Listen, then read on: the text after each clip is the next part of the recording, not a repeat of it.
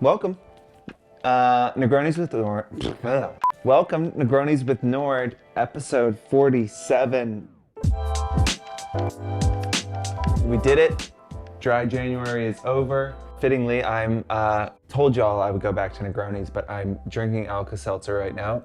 Okay, so we had the 10-year anniversary party last night. Obviously, Dry January ended a day early for many people last night, so the office is running a little slower than usual today. I think I've been generally on a sweet green tear on this show. No big surprise here, but dry kale is not a great hangover food.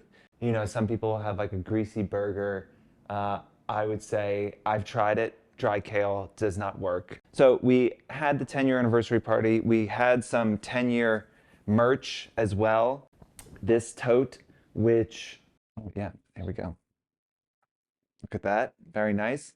We'll throw up this is a homage to a Wells Fargo ad from the 1960s that I found that I really liked, that talked about like what Wells Fargo was and what it is now. And so we kind of did a spin on that. They were like a carriage company initially. That's why they've got the carriage thing, but they were like they ran, I think, like transport carriages for people or something, and are now a bank that scams people. So I don't know what the lesson is there.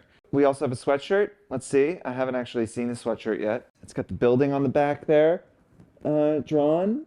So yeah, I'm showing this to you. You can't have it.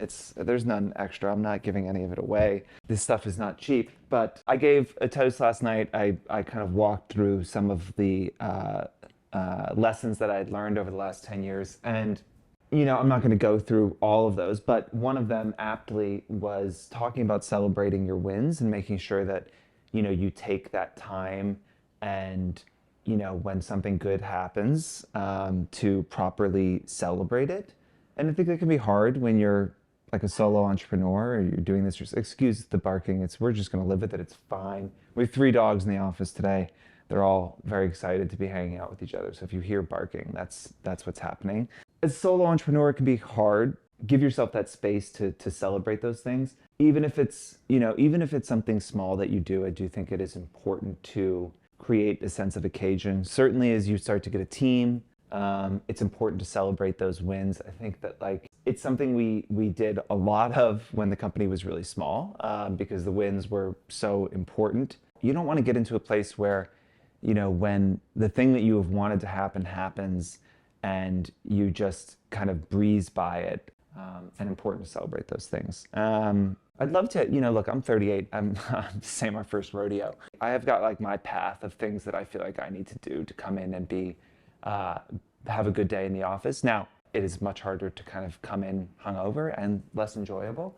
Give me your, what's your hangover cure? What's your go-to? For me, very hot shower is important, and I have to get a workout in. Even if it's like a terrible workout at some point in the day, like I need at least, you know, 20 or 30 minutes of sweating, and that like resets me pretty well. But give me yours in the comments. You might have something extraordinary to share with the group that we could all benefit from. Let's talk about mascara. Let's get down to real important things.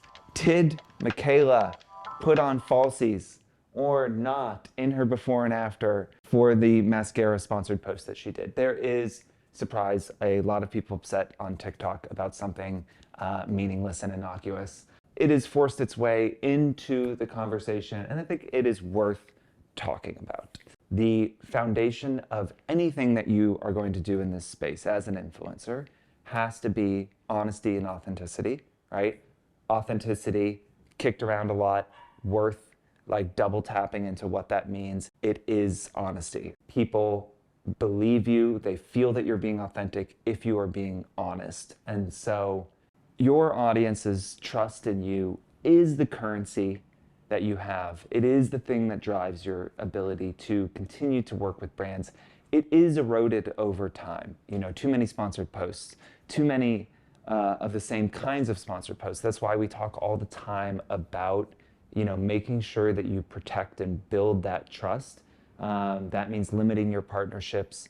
That means making sure that you're doing non-sponsored product reviews as well. It means giving honest product recommendations or feedback. You know, not every product is perfect, and I think that the influencer space doesn't have as much that I think journalism does, is that like honest critique of products, right? You can say, I really love this product. There's this one thing I don't like about it. And I feel like, you know, those are the things that kind of build that authenticity. Now, you obviously can't do that in a sponsored post, right? No brand's going to pay you to say there's something you don't like about the product. Let's talk about Mikayla. Was she wearing false eyelashes? I will say, if it was our campaign and it was a mascara campaign and a influencer did a before without eyelashes and an after with, and didn't say, I am putting on false eyelashes, I think that's something our team would have flagged and we would have made them reshoot the content. It is misleading. Again, it's just not honest. And so if honesty and authenticity are the same, then obviously it's something that like just doesn't make sense, and it's not a good use of the brand's money. If she didn't disclose it and she did put eyelashes on, I do think that like that isn't great. You know, I think that the conversation around advertising being misleading is a bit naive. We've been talking a little bit about that naivete on TikTok. We talked about it a bit with the Tarte, you know, the Tarte drama in Dubai, and how there's not a clear understanding of just how much money brands have and how marketing budgets actually work. And now everyone is upset that advertising is maybe a little bit misleading, but also that's what advertising is. I mean, unfortunately, I think what makes influencers so interesting is that we have come to believe that advertisers are lying to us, and they spent decades in ways that, again, eroded the trust so much that advertising stopped working. And it is what has allowed influencer marketing to thrive and to be doing so well. And so it is, again, why we need to protect it so much and make sure we don't go down that path. But of course, when you're working on an ad, you're going to do whatever you can to make things look a little bit better. We was talking about any before and after where maybe the lighting is a little harsh and, you know, they're just wearing a t-shirt, and then the after, let's say it's a foundation, and then the after, they're in like, you know, evening wear, and they've got a necklace and they've got jewelry and they've got their hair done.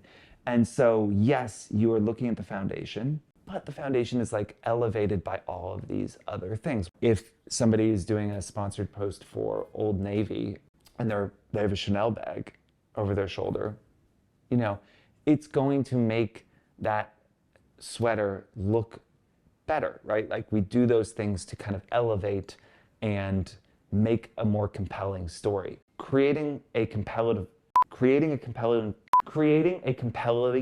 oh my God, that's the hangover. Creating a compelling narrative and lying are two different things, right? And there is a line, and we do not want to cross that line. And I think as an influencer, you have to make sure that you're protecting that line, and that while, you know, you might do things to elevate the products that you're working with, to tell that more compelling story, that you're not outright lying, you're not misleading. With Mikayla, it's a great example of, while, you know, she will go on and this won't really affect, you know, her ability to make money, and she's been on the up and up, and she's been having a crazy couple of years. And this is not going to change that. This has probably taken a bigger chunk out of her credibility than she would have liked. And there's, you know, a group of people, brands, etc. You know, now the first thing they think about when they think about her is going to be this controversy and potentially what is perceived to be her lying in a sponsored post and misleading their audience, which, you know, might impact the business. The other thing is we think about trust, and this is something we talk to our team about all the time with our clients, is that when that trust is broken, people get like on alert, and now they're looking for it, right? And so there is going to be so much more scrutiny around everything that she does, right? And if in 2 weeks somebody finds something else that they think is misleading or dishonest, it's going to blow up again, and then something else, and then something else, right? And so, like, when you break that trust, you create that tension. Now the other party they're saying like, I'm being lied to, or this person is not doing a good job, or they're not trustworthy, right? And you can see this in your own relationships, right? That like when somebody does something fucked up that like you start looking out for that more. And it's a protection thing. Something that she would have done 2 weeks ago that nobody noticed could be a big drama 2 weeks from now, right? And so that's a really dangerous place to be. And again, best to avoid it by just being honest. Now, this kind of goes into another topic that I want to dive in more deeply. I think we might bring on some other people from the team and maybe some influencers to talk about this idea of de-influencing. It's been going around on TikTok and elsewhere.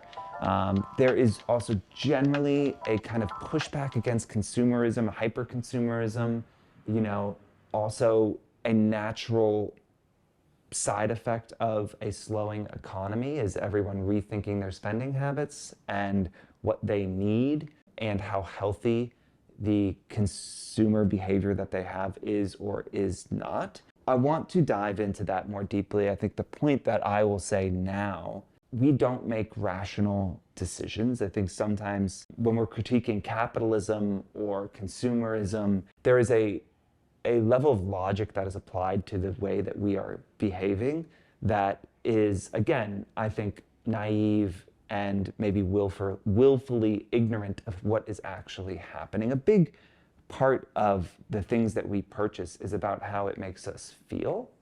And there's an example in the de-influencing about like Dior makeup and how like it's cheap and it's overpriced, you shouldn't be paying for it, and like it's a ripoff. Of course it's a fucking ripoff. But if pulling a Dior palette out of your purse makes you feel a little fancy, if that like elevates your day a little bit, if you just think it's a beautiful object and you enjoy it, then like it's not overpriced. If you were buying it to try and impress other people, what's called conspicuous consumption, that's probably a less healthy place to be. That's more of like a therapy conversation than anything else. But I think ultimately, the things that you buy should make you happy. They should, I think what's so great about the world today versus 20 years ago is there's so much choice. You can support brands that you believe in. You can support brands that believe in the causes that you believe in. If you can support more Black-owned brands, and you can support more women-owned brands or indie brands or whatever they might be, but you can actually use your money to do that, or you cannot, and it's about making yourself happy. As far as value goes, if you are deriving value from it and it feels like it's worth it to you, then you don't actually have to explain that to anyone else, as long as you're not, putting yourself into some sort of unnecessary financial strain. I generally would avoid debt if at all possible, and make sure you continue to live within your means. But outside of that, go fucking crazy. Do whatever you want. I think this de-influencing thing is interesting. It's also, having been in this for 10 years, this is not the first time an anti-consumerism buy less trend has come up. It's not going to be the last time, but we'll dive into it a little bit more. If you have any questions or thoughts or comments on de-influencing, let us know. We're going to dive into that in another episode. As always, send your questions. I'm going to be in fighting shape next week. We're going to be back to drinking the adult beverages on the show, and I will see you in a week. It does work, Alka-Seltzer. Really? Yeah, it helps. I've done this emergencies, but I haven't tried just plain Alka-Seltzer. Yeah, that's great. I mean, if you're hungover, like, it's basically like drinking chalk. It's just like, it gets rid of the like fiery stomach. My sister believes you can just eat those like Valentine's hearts that are like chalk. I'm like, that is not the same thing. It's close-ish, but It's like it helps. this feels very like Mad Men. I feel like Don Draper is constantly hitting the Alka-Seltzer. Yeah. You might hear the sound. I know. Oh, really? Little gnat sound. Yeah.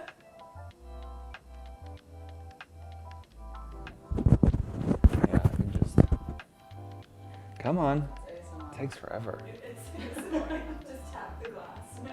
Okay, all right, ready? Okay. Oof.